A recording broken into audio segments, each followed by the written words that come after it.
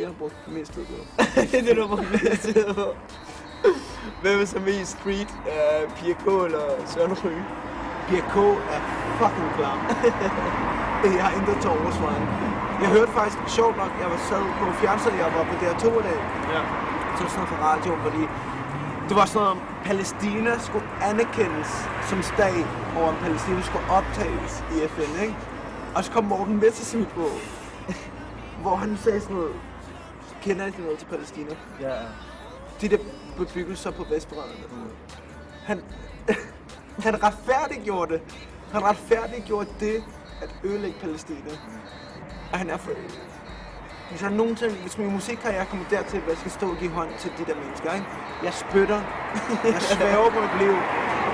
Jeg spytter Pia K i ansigtet. Jeg spytter Morten Messerschmidt. Det er så ulækkert. Det er bunden af bunden. Det er virkelig bunden af bunden. Det er så pinligt for Danmark, at de findes. Jeg håber, nogen dræber.